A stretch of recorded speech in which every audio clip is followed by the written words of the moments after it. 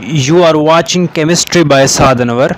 For coaching and tuition classes of Matric, FSC, O level, and A level students, kindly contact at this WhatsApp number 0331 791 3737.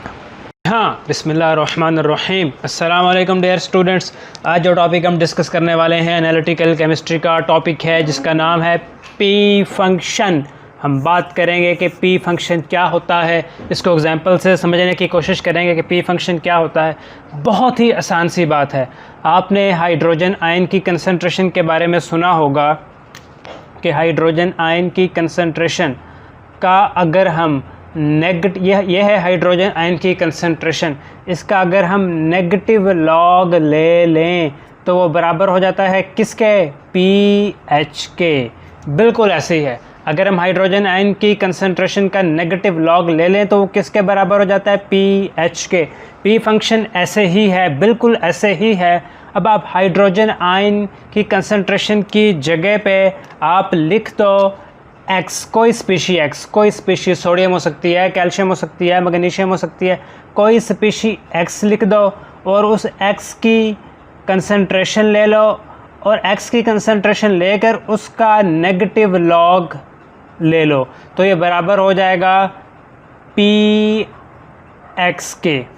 तो ये है P function का concept, बहुत simple सा, कि जिस तरह हाइड्रोजन आयन की कंसंट्रेशन का जब नेगेटिव लॉग लिया जाए तो वो पीएच के बराबर होता है। इसी तरह कोई स्पीशी एनीवन, इसलिए उसको एक्स कह रहे हैं, कोई स्पीशी एक्स की कंसंट्रेशन का नेगेटिव लॉग ले लो तो वो पी एक्स बन जाता है। ये पी फंक्शन है। पी फंक्शन को हम डिफ़ाइन कैसे करते हैं? कई तरीक़ों से इसको हमने डिफ़ाइन किया है। A function of p of x is negative log of x, जो कि हम यहाँ बता चुका।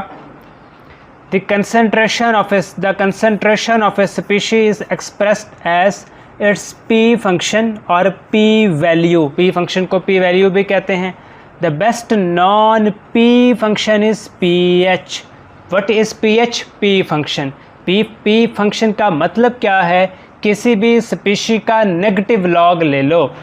P H is negative logarithm of hydrogen ion concentration, यहाँ बात कर चुके। तो पी वैल्यू को हम पी फंक्शन भी कहते हैं। The p-value is the negative logarithm of a molar concentration of that species। दोबारा सुनो, हमारे पास कोई स्पीशी है x, कोई स्पीशी x है, सोडियम हो सकती है, पोटाशियम हो सकती है, उसका हमने नेगेटिव लॉग उसका हमने कंसंट्रेशन ले ली। अब स्पीशी x की कंसंट्रेशन, इसका हमने नेगेटिव लॉगरिथम लेना है। नेगेटिव लॉगरिथम ऑफ बेस 10, यानी LOG वाला लॉग, LN वाला लॉग नहीं, LOG वाला log, negative logarithm of base 10। तो ये बराबर हो जाएगा किसके? पी वैल्यू के। पी वैल्यू से बोलते हैं, पी फंक्शन बोलते हैं, पी ऑफ एक्स बोलते हैं। तो जी हाँ मेरे दोस्तों, एक एग्जांपल है, एग्जांपल से कहानी बात ज़्यादा क्लियर होती है। तो एग्जांपल आपके सामने लिखी हुई है, मैं आपके साथ मिलकर इस एग्जांपल को सॉल्व करूँगा। एग्जांपल यह है कि कैलकुलेट द पी वैल्यू। हिलो मत भाई, बच्चों को नज़र नहीं आता, हिलो मत। Calculate the P value. P value को कैलकुलेट करना है। किस चीज़ की पी वैल्यू को कैलकुलेट करना है? Each ion in a solution. हमारे पास एक सोल्यूशन है, उसमें जो आयन है उन आयन की पी वैल्यू को कैलकुलेट करना है। अब वो सोल्यूशन कौन सा है? सोल्यूशन है 2 × 10⁻³ molar NaCl and 5.4 × 10⁻⁻4 molar HCl। हमारे पास सोल्यूशन में 3 तरह के आयन हैं। कितनी तरह के आयन हैं? 3 तरह के आयन हैं। तो वो जो 3 तरह के आयन हैं उसमें एक तो है हाइड्रोजन आयन, जो कि HCl से आया, और HCl से दूसरा आयन क्लोराइड आयन आया। NaCl से एक सोडियम आयन आया और दूसरा आयन कौन सा आया? क्लोराइड आयन आया। तो ये हमारे पास आयन है 3 तरह के, एक सोडियम आयन, एक हाइड्रोजन आयन और एक क्लोराइड आयन। 4 नहीं कहना, 3 तरह के आयन हैं। तो हमको इन 3 तरह के आयन की पी वैल्यू कैलकुलेट करनी है। भाई बहुत सिंपल सा फंडा है, कैसे कैलकुलेट करेंगे मैं भी आपको कैलकुलेट करके दिखाता हूँ। फार्मूला सोल्यूशन हम जानते हैं, फार्मूला ये है कि pH बराबर होता है negative log of hydrogen ion concentration. बचपन में हम यही तो काम करते आए हैं। तो pH is equal to negative log. अब हाइड्रोजन आयन कंसंट्रेशन हमें कहाँ से पता चलेगी? हमें यहाँ से पता चलेगी। ये जो 5.4 इंटू 10⁻⁻⁴ मोलर HCl है, इसका मतलब है 5.4 इंटू 10⁻⁻⁴ हाइड्रोजन आयन है और 5.4 इंटू 10⁻⁻⁴ ही क्लोराइड आयन है। ठीक है, तो हाइड्रोजन आयन की कंसंट्रेशन की जगह पर हम ये वैल्यू पुट कर देंगे 5.4 इंटू 10⁻⁻⁴। इसकी कैलकुलेशन करेंगे, मैं भी करके दिखाता हूँ इसकी कैलकुलेशन। सामने कैलकुलेटर पड़ा हुआ है, मैंने इसकी कैलकुलेशन की तो ये आया 3.267। साइंटिफिक नोटेशन में कर लेंगे। ये जनाब pH आ गई। pH आने का मतलब है P वैल्यू आ गई हाइड्रोजन आयन की। अब हमें किस चीज़ की P वैल्यू कैलकुलेट करनी है? सोडियम आयन की P वैल्यू कैलकुलेट करनी है। तो बहुत सिंपल सा फंडा, for sodium ion P value कैसे कैलकुलेट करेंगे? यही फार्मूला PNA, पहले H था, पहले pH था, अब PNA। PNA बराबर है बिल्कुल वैसे ही नेगेटिव माइनस लॉग ऑफ कौन सा ion? Sodium ion, minus log sodium ion की कंसंट्रेशन हमें कहाँ से पता चलेगी? यहाँ से पता चलेगी। 2.00 इंटू 10⁻⁻³ मोलर NaCl। तो इसका मतलब है 2.00 इंटू 10⁻⁻³ मोलर सोडियम आयन हैं और इतने ही क्लोराइड आयन हैं।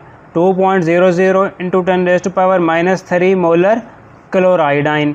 तो सोडियम आयन की जगह उसकी ये वाली, सोडियम आयन की कंसंट्रेशन की जगह उसकी ये वाली वैल्यू पुट कर दें 2.00 इंटू 10⁻⁻³ और फिर आप जनाब इसका नेगेटिव लॉगरिथम लेंगे 2.00 इंटू 10⁻⁻3। तो मेरे पास तो ये आंसर आ रहा है। आपके पास क्या आंसर आ रहा है जनाब? यही आंसर है 2.699। ये हमने P वैल्यू कैलकुलेट कर ली, PNA, यानी कि ये हमने P वैल्यू कैलकुलेट कर ली। अब P वैल्यू किसकी कैलकुलेट करेंगे?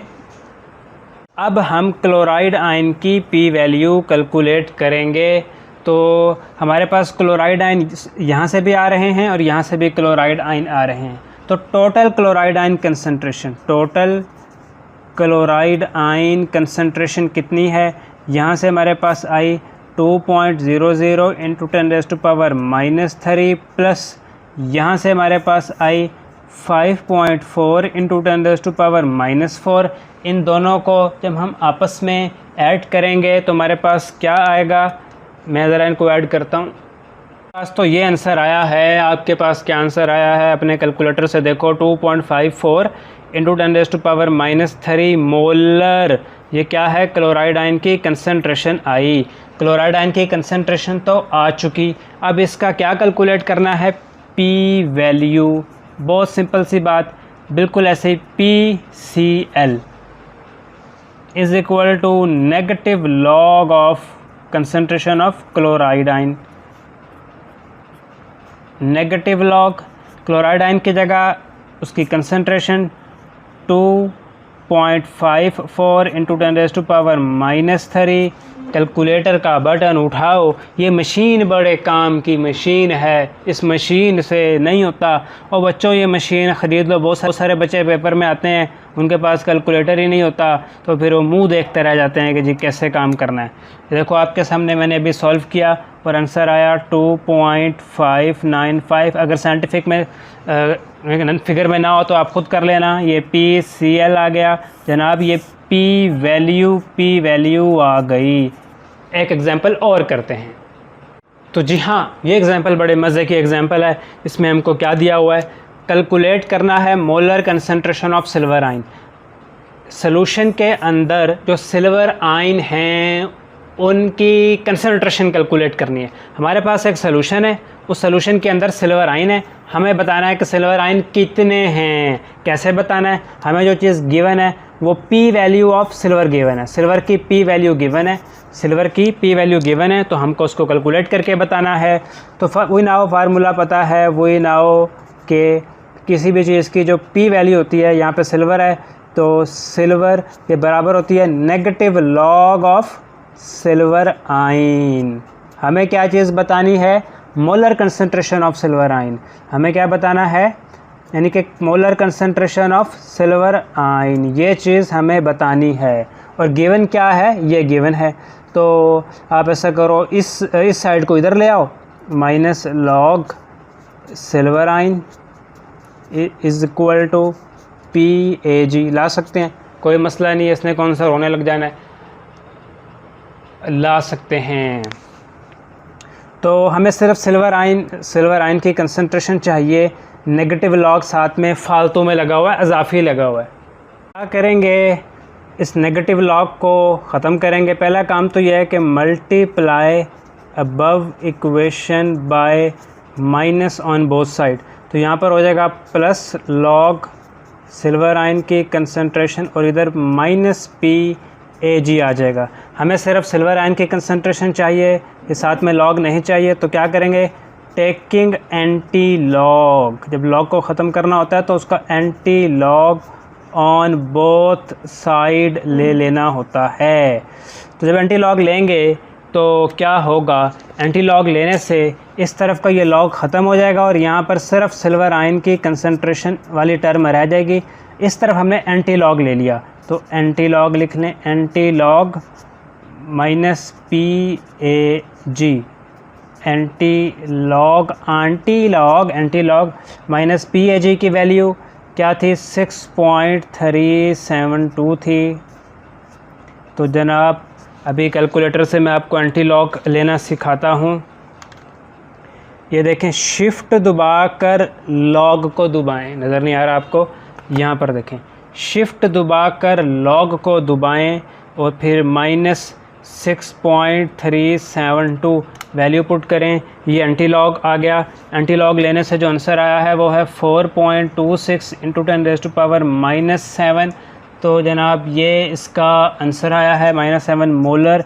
ये यूनिट है, यूनिट अगर मैं भूल जाऊं तो आपने नहीं भूलना। तो ये कुछ कंसेप्ट था, कुछ एग्जांपल थी पी वैल्यू की, पी फंक्शन की। यकीनन आपको समझ आया होगा। अगर समझ आया काइंडली आपके जो क्लास फेलोज़ हैं ना, क्लास फेलो का जो व्हाट्सएप ग्रुप है, फेसबुक ग्रुप है, उसमें इसको ज़रूर शेयर करें, इससे मुझे मोटिवेशन मिलेगी। ये एक और एग्जांपल है जो आज हम इसको सॉल्व करने लगे हैं। इस एग्जांपल का नंबर है 2.4, क्योंकि मैंने जिस बुक से ली है उस बुक में भी 2.4 था, मैंने वही नंबर रखा। बुक कौन सी है, डेविड टी हार्वे की बुक है। तो इस एग्जांपल में हमको कैलकुलेट करना है सोडियम की पी वैल्यू। एक सॉल्यूशन है, सॉल्यूशन का नाम है ट्राइसोडियम फॉस्फेट। ट्राइसोडियम फॉस्फेट का सॉल्यूशन है। ट्राइसोडियम फॉस्फेट के सॉल्यूशन की ये कंसंट्रेशन गिवन है। इस कंसंट्रेशन में सोडियम की पी वैल्यू को कैलकुलेट करना है। सवाल समझ पा रहे हैं कि नहीं?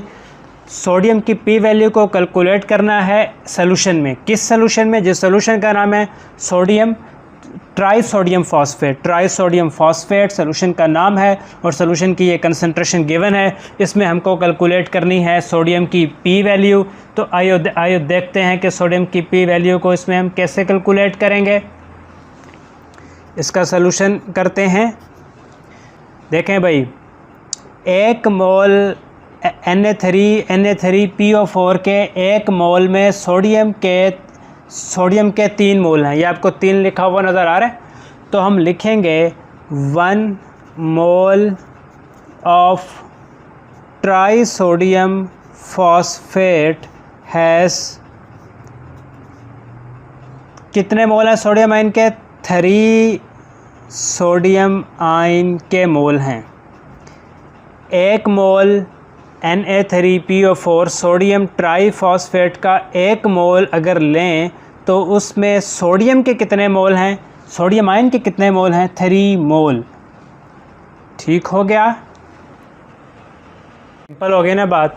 कि एक मोल अगर Na3PO4 उसमें 3 सोडियम आयन हैं और हमारे पास कितने मोल हैं, हमारे पास तो 1.76 इंटू 10⁻³ मोलर सोडियम ट्राईफॉस्फेट है।